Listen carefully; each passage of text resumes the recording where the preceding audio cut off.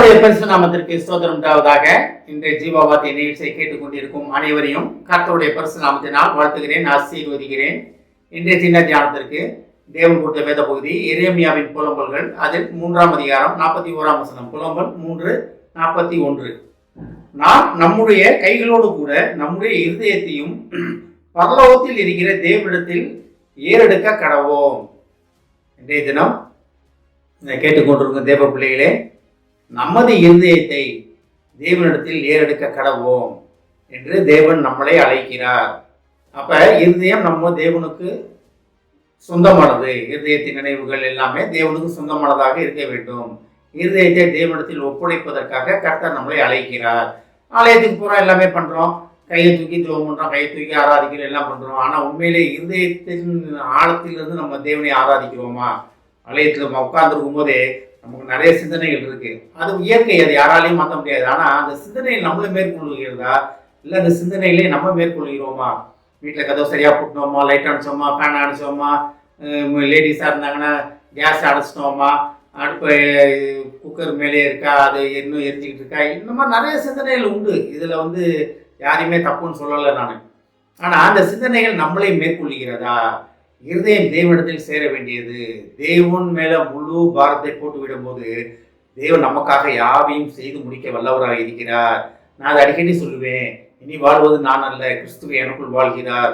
இந்த நிச்சயத்துக்குள்ள நம்ம வரும்போது நம்ம எதை பத்தியும் கவலைப்பட தேவையில்லை. ஏன்னா தேவனே உங்களுக்கு ஞாபகப்படுத்துவாரு, இதை செஞ்சுட்ட, இதை செய்யி, நீ ஆலயத்துக்கு வர, இதனால இதெல்லாம் செஞ்சுட்டு வா அப்படின்னு தேவனே நமக்கு பரிபூர்ணமாக நமக்கு நினைவுபடுத்த வல்லவராக இருக்கிறார்.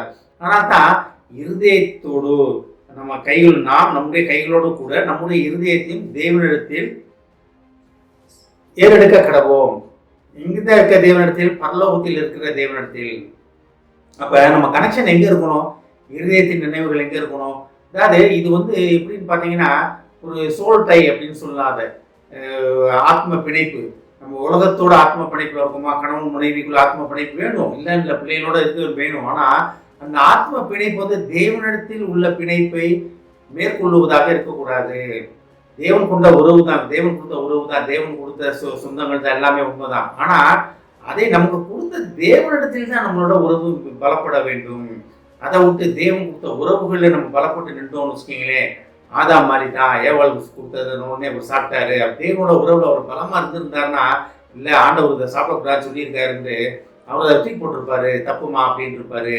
அந்த சூழ்த்தை தான் அவரை மேற்கொண்டது அந்த இடத்துல. அப்ப நம்ம இருதயம் தேவனுக்கு சொந்தமானது. இருதயத்தில் நினைவுகள் கர்த்தருக்கு தெரியும், நன்றாகவே தெரியும்.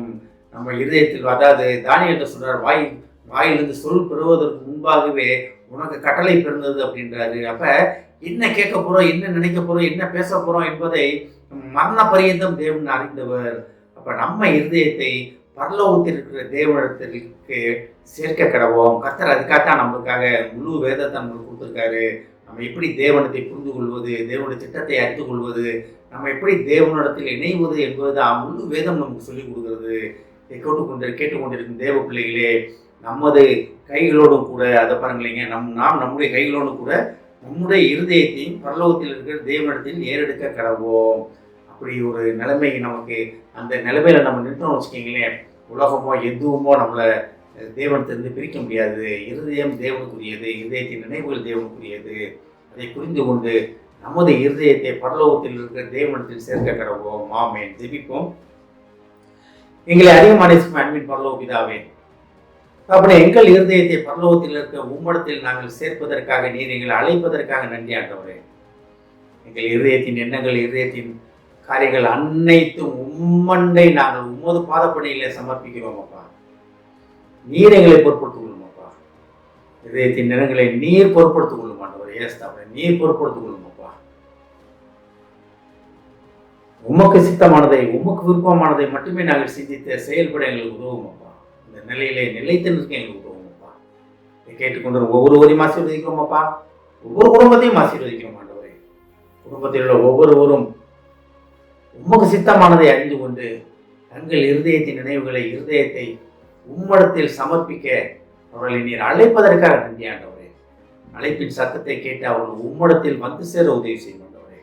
ஆசீர்வதிக்கிறோம். இயேசுவின் மூலமாக கேட்கிறேன் நல்ல பிதாவே, ஆமென். கர்த்தர் உங்களை ஆசீர்வதிப்பாராக.